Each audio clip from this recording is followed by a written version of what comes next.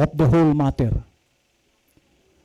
So, kumbaga, sa lahat ng mga nais ni Lord, ito yung kabuuan. Pag ito nagawa mo, perfect ka. Dalawa lang po ito. Pag ito ay nagawa ng tao, isa kang perfect. Sabi niya, ano yun? Number 1 is fear God. At pangalawa, and keep His commandments.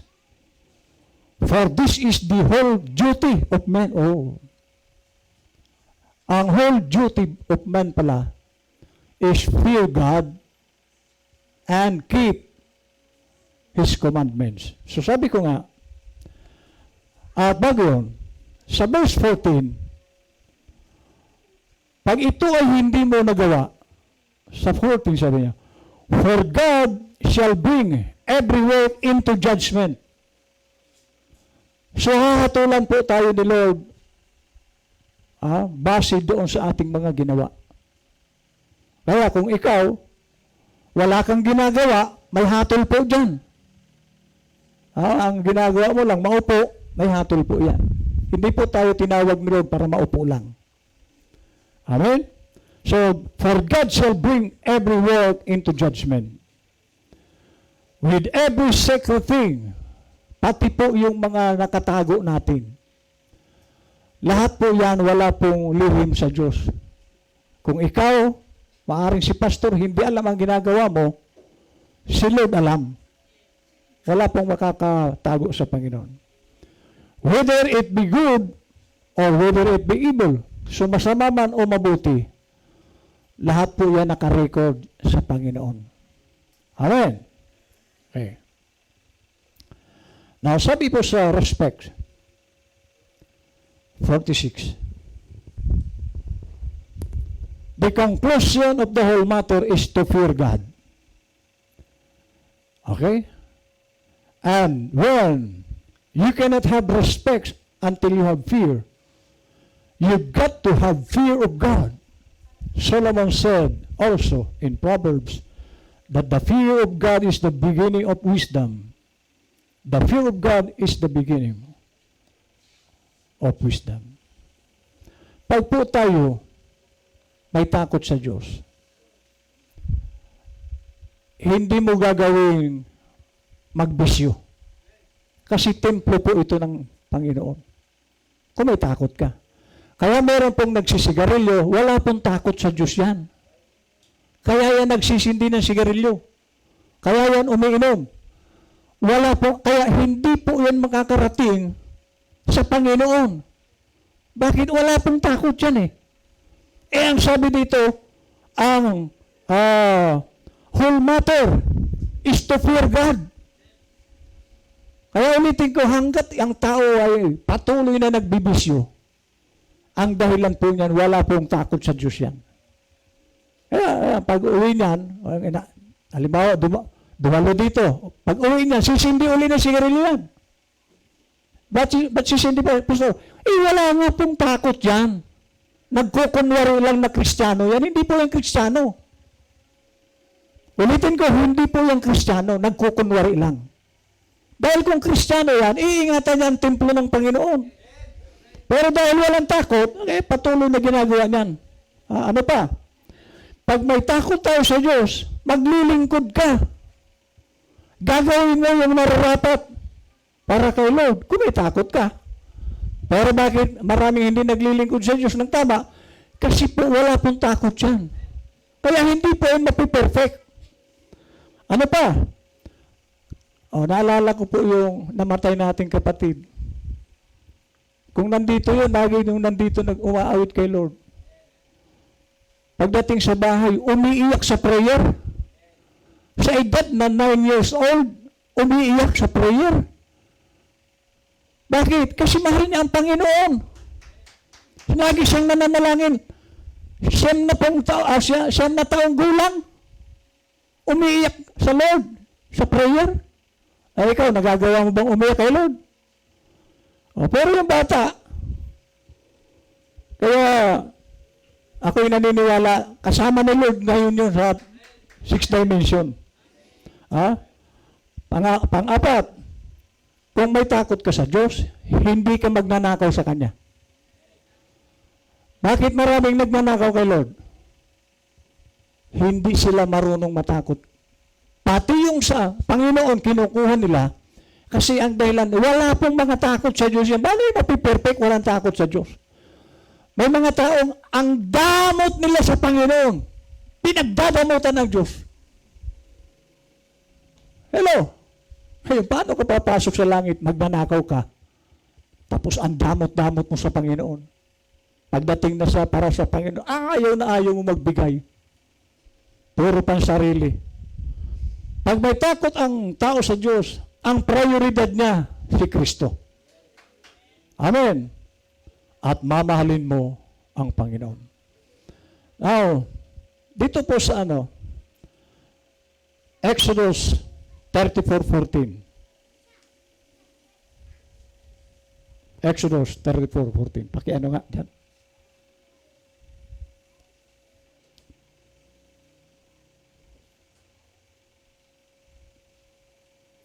Exodus 34:14. Tingnan niyo po ito. Dahil may mga taong ipinagpapalit ang Panginoon. Okay. Sabi po rito, for thou shalt worship no other God. So, bakit sinabi ito? Kasi iisa lang po ang Diyos. Hindi po tatlo. Ayon sa iba, tatlo raw ang Diyos. Kasi, malakas ba niya ang isang Diyos? Oo, mas malakas kami, tatlo ito eh.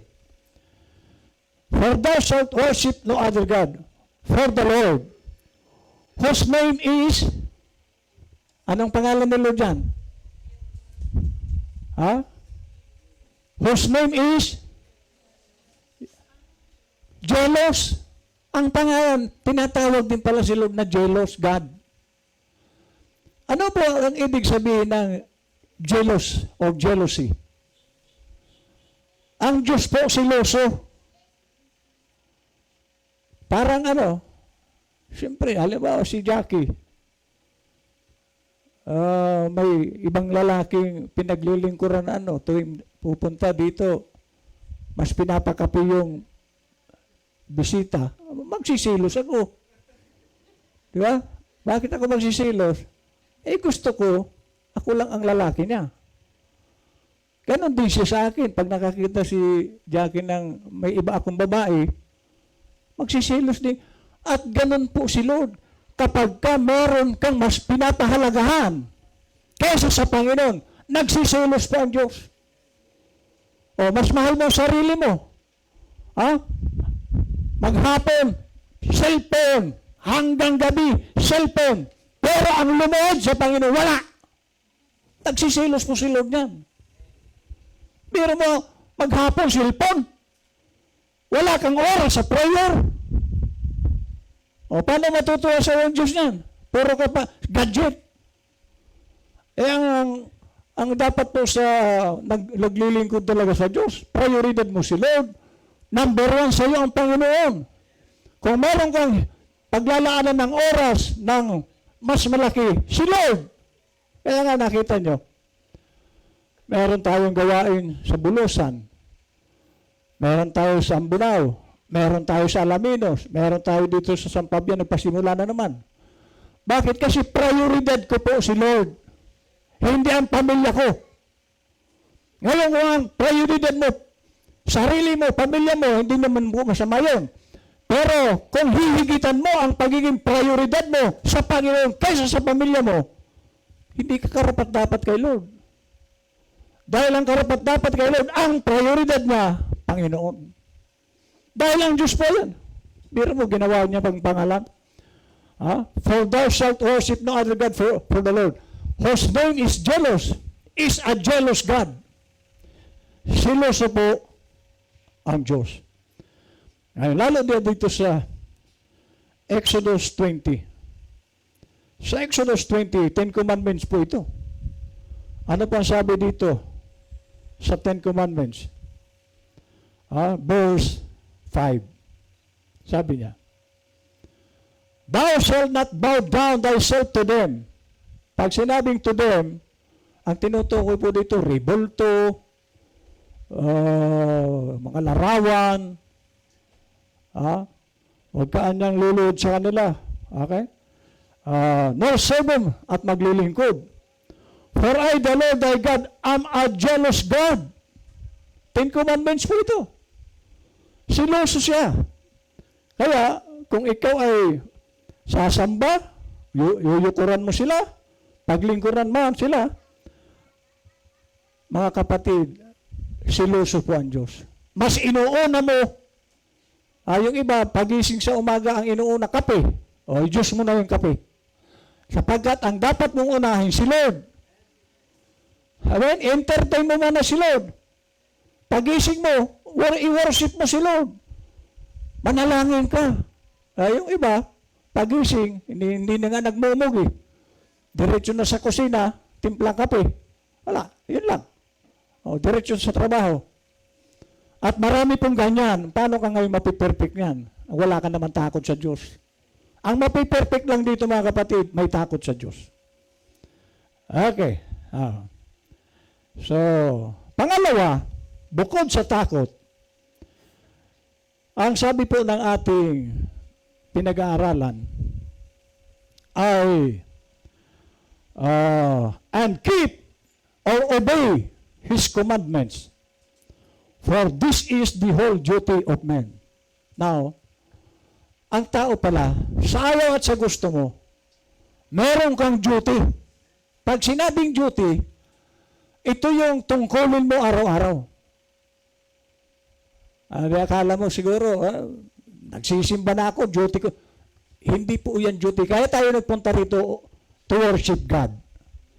At makinig sa instruction sa mga dapat mong gawin. Ang pag-duty, parang ako, bilang pastor, ang duty ko magpastor. Kailangan gampanan ko ang pagiging pastor. Pag hindi ko nagampanan, pag pinabayaan ko kayo, hindi po ako nag-duty noon. Kailangan gawin ko ang nararapat para masabing naka-duty ako. Ngayon, ikaw, ano ang duty mo kay Lord? Dahil sabi dito, lahat tayo dapat mag-duty. At sabi ng propeta, kapag ka pinabayaan mo ang duty mo, wala kang protection. Yan po ang masakit. Nawawala ang protection ng tao pag hindi ka naka-duty sa tungkulin mo. At ang mabigat, sabi niya, for God shall bring every work into judgment with every secret thing, whether it be good or whether it be evil. Now, dito po tayo sa, bakit kailangan nating sumunod? Dito po sa Bible mo tayo, bago propeta. Sa Matthew 7:21, ito, alam mo ito. Matthew 7:21.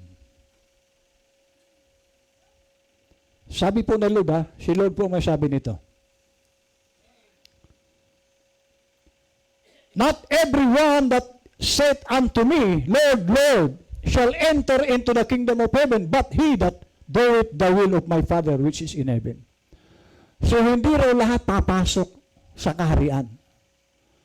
Sino lang papasok? Yung sumusunod sa kalooban ng Diyos. So, pag hindi ka sumusunod, malabo po makarating ka roon. Sabi ko nga sa pamilya ng namatay, pag hindi kayo nag-ayos, hindi nyo makikita si Brother Alden sa 6th dimension. Dahil si Alden, okay na yun. Dahil 9 years old, wala pa siya sa age of accountability. Pero yung mga malalaki na po, delikado pong mabuhal pa.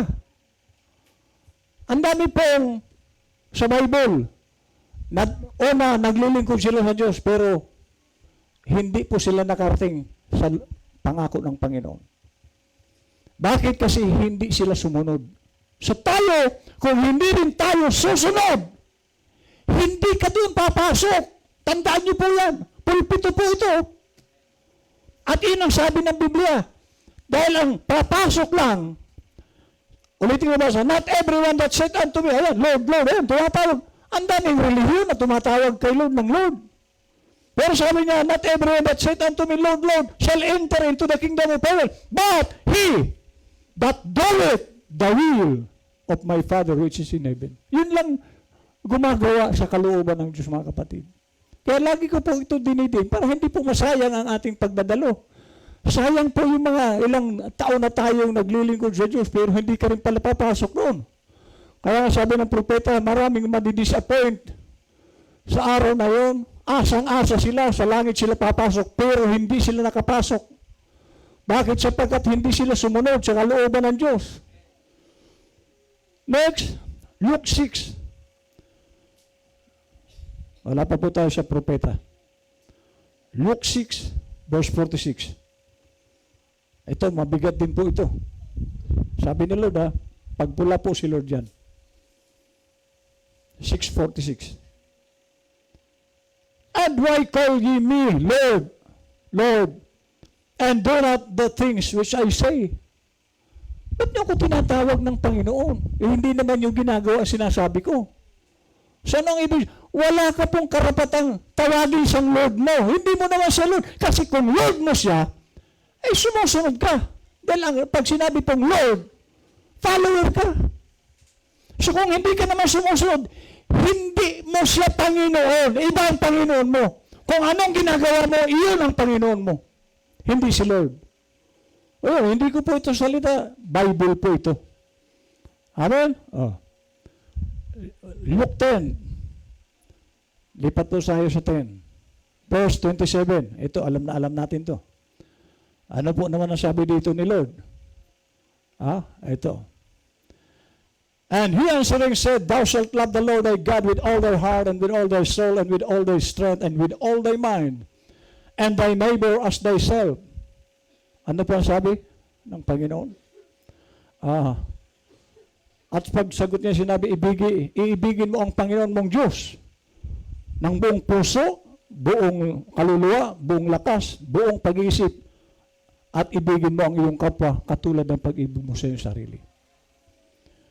So pag-ibig, pag wala ka nito, hindi ka rin papasok doon. Kasi sabi po ni Paul sa 1 Corinthians 13 verse 2, kahit alam mo ang hiwaga, yung lahat na ng hiwaga ng mensahe ng third coming, kung wala kang pag-ibig, hindi ka rin makakarating sa kaharian ng Diyos. Amen. So pag-ibig po, isang napakahalaga. Last verse. Dito po sa John 14. John 14, verse 15. Sabi po ni Lord, if you love me, keep my commandments. Kung mahal mo si Lord, susunod ka sa salita niya. Susunod ka sa mga ipinag-uutos niya. Number 1 pong commandment yan. Ibigin mo ang Diyos. Pero, ang pag-ibig po sa Diyos, yung pagsunod mo. Pag hindi ka sumusunod, hindi mo siya mahal. Amen? So, kung ikaw ay believer, mamahalin mo ang Diyos. At ang pagmamahal pala kay Lord, yung pagsunod mo sa Panginoon. Now, punta po tayo sa prophet. Balik tayo. Sabi niya sa respect.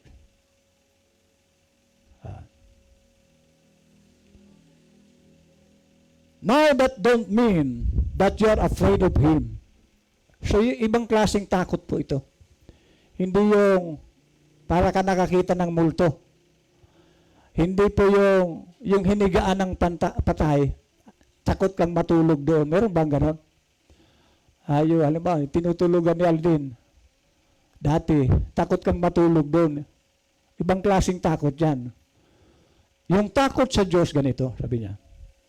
That don't mean that you're afraid of him. But that means that you're giving respect and reverence. And when you respect God, you fear God. You fear that you might displease him in some way. You fear lest you would do something wrong. So ang pagkatakot po dito, yung baka makagawa ka ng mali o kasalanan. Hindi yung natakot ka sa multo. Hindi ako matutulog dyan. Dyan natutulog si Aldin noon.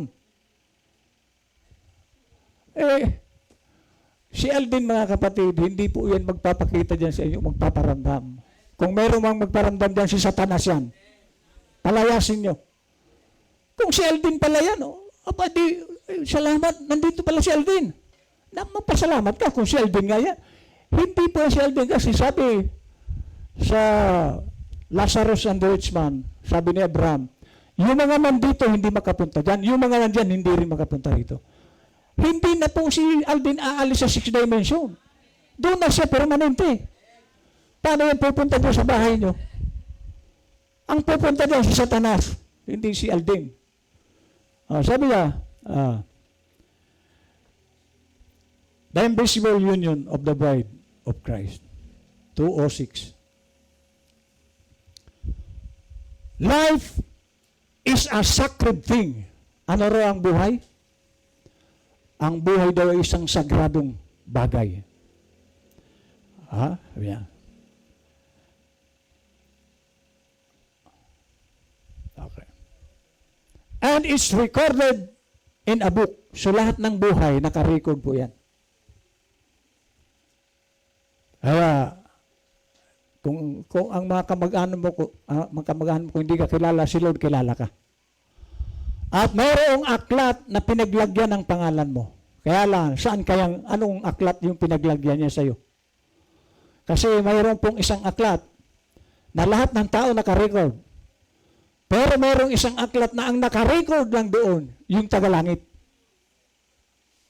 Hindi po lahat ng tao naka-record doon sa aklat na yun. Yun lang mga predestinado.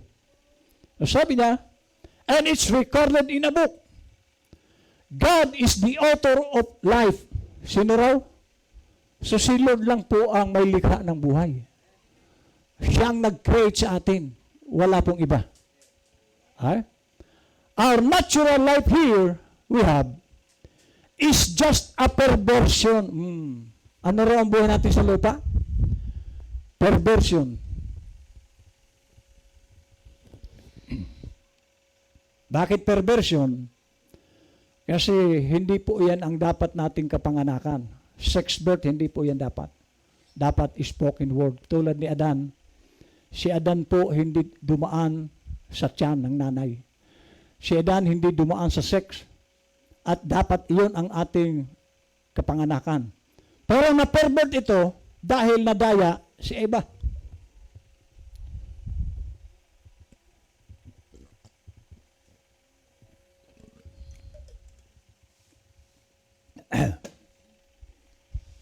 So sabi niya, it really should be the right life to begin with. But it's perverted by the natural birth. So na-pervert ito dahil sa sex. Wala namang utos ang Diyos na mag-sex kayo. Sabi niya kay Adan at Eve, wala. Basta sabi niya, huwag niyong kainin yung ano. Wala pong utos na mag-sex ang mag-asawa. Kasi ang multiplication dapat na gawin na spoken word. Magsalita lang sila, dadami ang anak nila. Na hindi dadaan sa tiyan. Pero nadaya sila ni Satanas. Sabi niya, but it's perverted by the natural birth. The first life, yung ating una, or your first union, you were joined in at birth by nature. A natural act. Ayan. So, sinilang tayo dahil sa ating nanay at tatay, merong natural act na ginawa. A natural human being associated man and woman together. Associated together in sexual affair. Ayan. Yan po ang ating unang kapanganakan. Hindi tulad ni Adan, nagsalita ang Diyos, nagkaroon ng Adan. At dapat iyon din sana ang ginawa nila. Pero mas sinunod nila si Satanas na mag-sex. Amen? Sabi niya, which brought your first life here, and that's associated with sin and death. So yung natural act, iyan daw ang nagdala sa atin ng kasalanan at kamatayan. So yung sex birth, lahat po ng tao galing dyan. Puro po yung patungo sa impyerno. Pag hindi po naiayos ang buhay niyan. Ha? How can you be seeing the serpent seed? Now it was nature associated with death. So pag sex birth, patungo lahat yan sa kamatayan. Your first husband that had ruled over you was your natural, by natural birth. Okay. So yung mga pinanganak sa sex, ito po ang trabaho. Natural, sabi niya. So natural birth. Ano yun? You love the world because you are the world. So kaya pag natural ang ating kapanganakan, yan ang dahilan kung bakit mahal mo ang daigdig at mahal mo ang sanlibutan. Mahal mo masyado ang gadget. Kaya wala kang oras sa prayer kasi mas mahal mo ang cellphone kaysa kay Lord. At dyan po maraming bagsak. Marami ang pupunta sa impyerno dahil sa cellphone. Baka akala natin, dadalhin ka sa langit ng cellphone mo. Sa impyerno kanyang dadalhin. Dahil mas marami ang panahon mo sa cellphone kaysa kay Lord. Ang mahirap din, baka wala kang panahon mag-pray. Puro, kasi yan yung natural birth. You love the world because you are the world. Ikaw pala ang sanlibutan. Part of the world. Sabi niya, your desires was, by nature, to love the world, which you are a part of. You are a part of nature. And that's your natural thing. Kaya, hindi mo yun maiwasan hanggat ang pinaiiral mo yung natural na buhay mo. So, kaya sabi ni Lord, kailangan yung ma-born again. Ano yung born again? Yung new birth, bagong kapanganakan. Na hindi ka nadadaan sa nanay mo. Okay. Invisible union of the bride. Okay. Ano pa na dito? Your natural desire is to cut your hair. Yan ang trabaho mo. Pupunta sa parlor. Miss parlorista.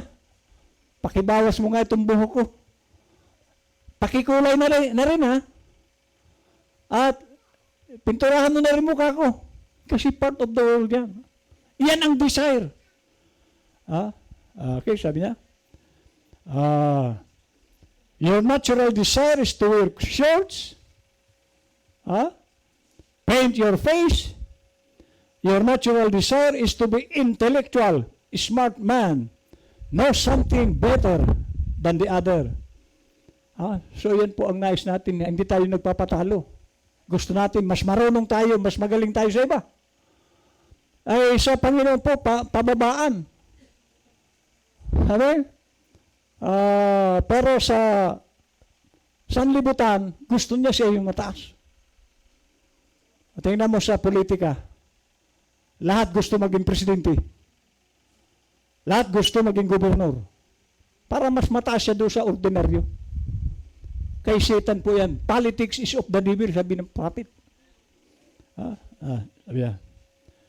Ano pa? That's the reason you have to be born again. Yan daw ang dahilan kung bakit kailangan mong maborn again. You have to separate. You have to die to that first husband. Sino ba ang first husband natin? Si Satan. Sa natural birth, mga kapatid, dahil, ulitin ko, hindi po yan ang kalooban ng Diyos na mag-sex. Si Satan po ang may promotor niyan. So, ang lahat ng tao, under po ni Satan, hanggat hindi yan nabuborn again. Amen? So, yan po ang sabi rito. That's the reason you have to be born again. You have to separate. You have to die to that first husband. So, kailangan makalimutan mo na yung unang birth mo. Separate, sabi niya. Humiwalay ka. Kumbaga sa i-divorce mo na si Satanas. Alam niyo ba yung salitang diborsyo? Ano yung diborsyo? Hiwalayan mo. Para ka makarating doon sa new birth, hiwalayan mo si Satanas. Hindi ka mabuborn again. Pag kasama mo si Satanas. Sabi niya, you can't live with it. You just can't say, well, I'll divorce him and hang him up here till occasion. No, sir. No writing of divorcement. He dies, sabi niya. The nature of the world has to die. Yung nature mo ng sanlibutan, kailangan mamatay na yan. Every speck of him has to die. You have to be reunited again with another nature. So, anong nature? Nature of God.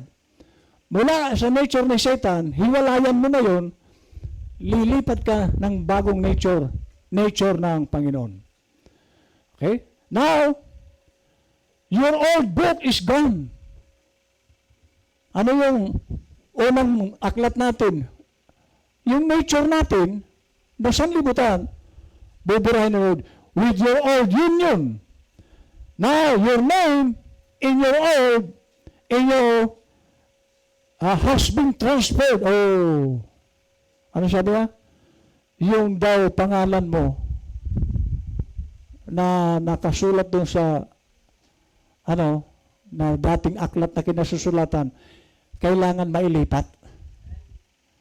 Paano ngayon malilipat ito? Kasi lahat ng tao doon sa first book, ang tawag po dyan ay Book of Life, nandoon lahat ng tao.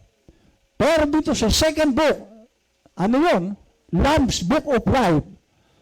Kailangan nakatransfer ka doon. Pag hindi ka nakatransfer sa Lamb's Book of Life, maiwan ka doon sa Book of Life lang. Patungo ka rin na impyerno. Sabi niya, your name is in your has been transferred. Now you say, do you mean to hell? To tell me that my old book, God put it in the sea of His forgetfulness. So yung dati mong pagkatao, ibabao na yun sa dagat ng pagkalimot. Lahat ng kasalanan mo. Pag mayroon kang new birth, pag sumusunod, pag mayroon ka ng new nature, yung lahat ng kasalanan mo, ibabao na sa dagat ng pagkalimot. Yung kalilimutan ni Lord, ang kasalanan mo. Kung ikaw yung nagkaroon ng new birth. Okay? You stand perfectly before God. Oh. Ano sabi? You stand perfectly before God. So, pero sabi kanina, the whole matter, ano yung dalawa? Is fearing God and keep His commandments. So, magiging perfect tayo doon sa mata ng Diyos. Pag nagawa mo yung dalawa, ano uli yun? Takot sa Diyos at pagsunod sa Kanyang utos. Invisible yun. 2:4. Now, ayan, maganda ito. Propeta po ito. Your name is now in the new book.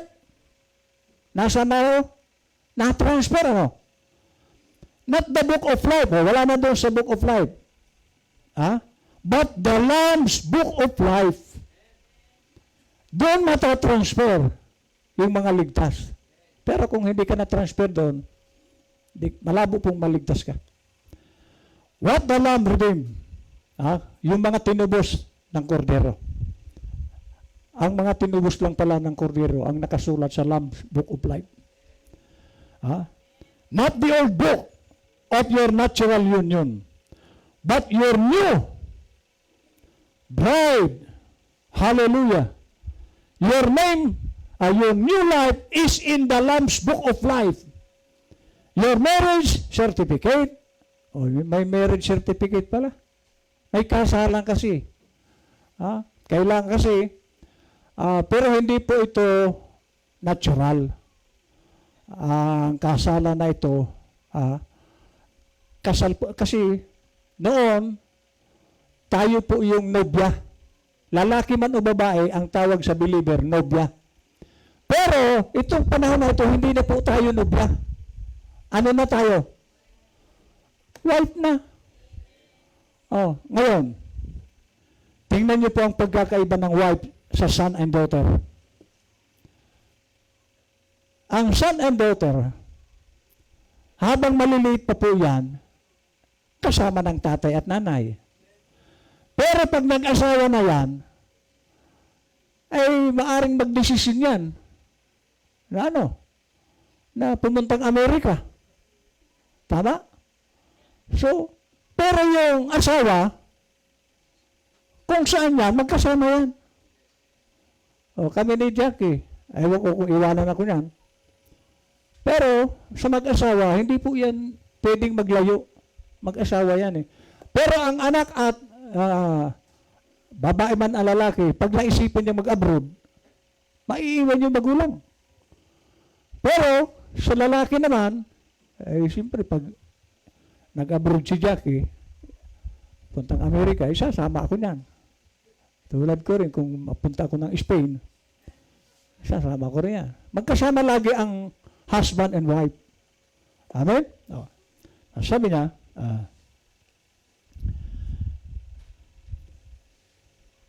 your marriage certificate, where your true eternal joy from the beginning takes hold. Now, you are not only forgiven, ano pa, pastor? But you are justified. Hindi ka lang pala basta pinatawad. You are justified. Anong ibig sabihin ng justified? But the word justified is though you never done it. Ang justified po, wala kang ginawa. Nung ikaw ay pinatawad ng Lord, wala kang kasalanan na ginawa. Ay yung nagawa ko, pastor, noon, itinubog na nga sa dagat ng pagkalimot eh. Wala na, barado. So kaya kailangan makarating ka sa justification. Amen. Doon lang mabubura ang kasalanan mo. The word justified is though you never done it. It's not even regarded. Wala na. Para bagang nagkaroon ng amnesia rito si Lord. Nagkasala ka. Kumbaga inutangan mo siya ng 1 million. Parang nalimutan ba yung 1 million na utang mo sa kanya? Sabi niya. It's not even regarded at all. How is it done? In God's book of the sea of forgetfulness, your old book and marriage is divorced and dead. Sa bagong aklat na kinalalagyan mo, burado na po lahat ng kasalanan mo. Yung karanasan mo kay Satanas, kinalimutan na ni Lord yun. Yan po ang kagandahan pag justified ka. Amen? It's not even in the memories of God. Kinalimutan niya na yung kasalanan mo. Kung isa kang nalipat sa Lamb's Book of Life. You are justified. Therefore, being justified, it was accused. You was accused. Wala namang ibang accuser si Satan eh. In-accuse tayo ni Satan. You never done it in the first place. Okay. Sabi niya. The old union is in the sea of God's forgetfulness. You wasn't married to it. To begin with, He, the bridegroom, bore your shame. So yung lahat ng ating mga kahiyan, pinasanan ni Lord ito. Himself, for you, in your place. He took your place. O diba? For all have sinned and come short of the glory of God. At pagdating sa Romans 6:23, ang sabi niya, for all, the wages of sin is death. So ang kabayaran sa kasalanan, kamatayan, tayo dapat ang papatayin. Pero dahil mo sa ikaw ay pinili ng Diyos, justified ka, tinatawad ka, yung kasalanan mo, kinalimutan niya na. Pero hindi po ito sa nagsisigarilyo, Sisigarilyo, hindi po dito pwede. Sabi niya, for you, in your place, He took your place, for you were predestinated for Him to be in His bride. Nakadestino tayo na maging nebya o asawa ng Panginoon. Before the foundation of the world, the Bible said so. You are the predestinated seed. Kaya mapalad ka kung ikaw ay predestinadong binhi ng Panginoon. Biro mo, wala kang kasalanan. Kung ikaw yun. So, yun ang sikapin mo na ikaw yun. Pero ano sabi kanina? Fear God and keep His commandments. Paano kung wala ka naman takot? Hindi ikaw ito. Para lang ito sa may takot sa Diyos. Yung mga hindi nagnanakaw kay Lord, hindi pwede yan doon. Okay. Yung mga magnanakaw, hindi ka papasok doon. How did you come to do this? Bakit tayo napunta sa sa ating mga kasalanan? You were deceived into it by your first marriage. Nadaya tayo. Isinilang tayo by sex. Iyan po ang pandaraya ni Satan. Pero nandoon na yun, naggumawa si Lord ng paraan na maliligtas pa ang tao kung maborn again. O yung new birth. Dahil na pag-aralan natin sa new birth, yung ating atoms nag-change. Yung tatlong atoms, ano yon? Neutrons, electrons, protons. Tatlong 6 po yan. Iyan po yung DNA ng tao, tatlong 6. Lahat ng tao, meron po yan. Pero pag nagkaroon ka ng new birth, buburahin po yan ng Panginoon. So, hindi ka na 666. Pero hanggat hindi ka nagkaroon ng new birth, mananatili ang 666 sa iyo. Paano ka makarating sa Panginoon yan? Taglay mo ang 36. Sabi niya, how did you come to do this? You were deceived into it by your first marriage to your adulterous parent Eve. It's no fault of your own. Hindi mo pala yan, hindi ikaw ang gumawa niyan. Nadaya ka lang. Kumbaga, nakulong ka, inosente sa kasalanan, na inaccuse ka lang. Iyan po ang trabaho ni Satan, i-accuse tayo. Pero kasi bakit, nasabi ito ng prophet, ang Theophany, hindi po yan nagkakasala. Nag-deceive lang. Nagkaroon kasi tayo ng amnesia. Okay, sabi niya, it's no fault of your own by your natural birth. You come after Eve, who committed adultery. That's the reason you was born in adulteress. You are a sinner to begin with. That's right. You was deceived into it. Okay? It ain't your fault. So, hindi tayo pala gumawa nun. Nadaya lang tayo. Nadamay. You never did it because that little germ that was in you was to be you. O yung little, ito po yung binhi galing sa langit. Paano yung magkakasala? Galing sa Diyos yan. So dahil nandito tayo sa katawan na ito, itong flesh natin, nadaya tayo. Sabi niya,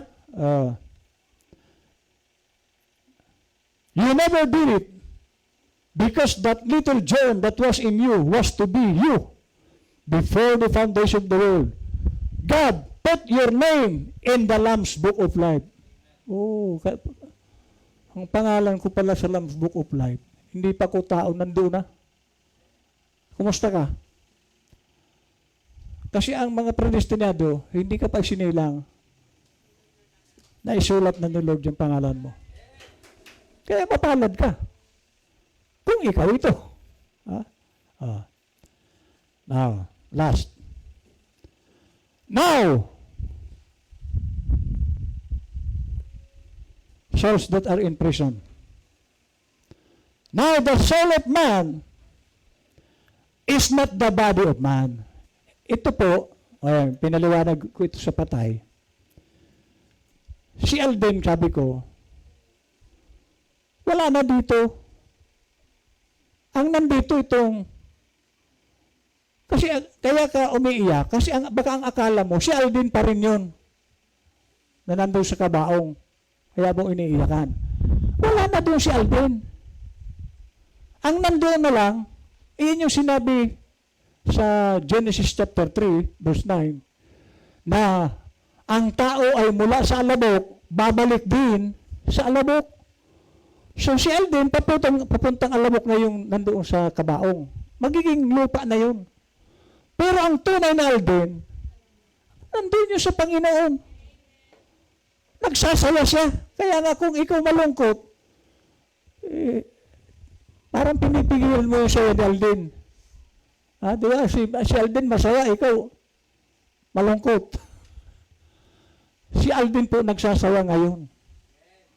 At baka sinasabi ni Alden, Papa, mag-ayos ka para magkita tayo. Asan si Felix? Wala? Ano kayo na sinasabi ni Alden, Papa, mag-ayos ka? Okay. So, mga kapatid, ulitin ko, si Alden po ay nasa maayos. Ang delikado yung nasa lupa. Baka mawala. Okay. Okay, sabi niya. Now, the soul of man is not the body of man. It's the soul. Yung tunay na ikaw, yung soul. And the soul is something that's the nature of the spirit. Ano daw yung soul? The nature of the spirit. Parang ganito. Alam natin, dalawa po ang espiritu. Isang espiritu, galing sa Diyos. Ang isa, spirit of Satan. Now, yung soul daw is the nature of the spirit. So kung ang espiritu nandiyan sa iyo, ang soul mo, susunod po yan sa Diyos. At yung namang flesh, pag nandyan ang soul ay galing kay Lord, sabi ko nga kay Brother Fidel, itong flesh natin, katulad ito ng damit. Ano yung damit? Pag gusto mong isuot ang damit, sunod-sunuran lang yung damit. Hindi naman ang masusunod yung damit na, Fidel, ako isuot na. Sabi ng isang ibang damit, ako, hindi po ang masusunod yung damit. Ang masusunod yung soul. Hindi itong flesh. So kung ang soul mo ay soul ng Diyos, sunod-sunuran po itong flesh sa soul. Kung ang spirit na ay sa Diyos. Pero kung ang espiritu dyan, hindi galing sa Diyos, ang soul po niyan, hindi susunod kay Lord. At itong flesh na, siya po ito cellphone. Hindi po yun magpipray. Hindi po susunod yung flesh na, sa soul niya, bakit hindi galing sa Diyos yung soul, yung nature niya, hindi nature ng Diyos.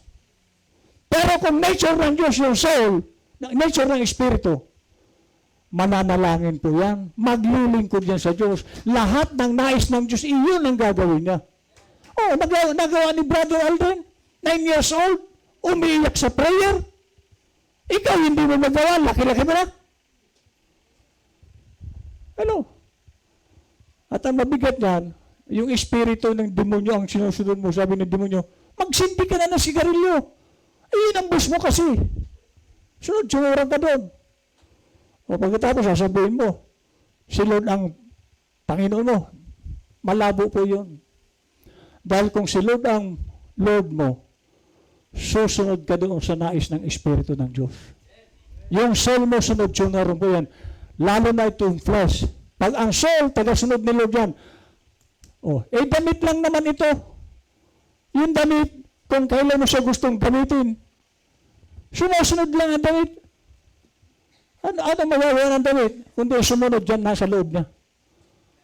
Amen? So, ayan po ang sabi rito.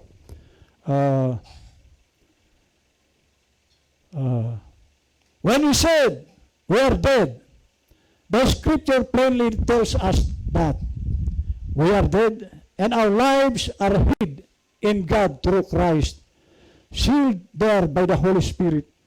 Now, it wasn't that your body died. It wasn't your spirit died. Hindi yung katawan, hindi yung espiritu. It was the nature of your spirit died.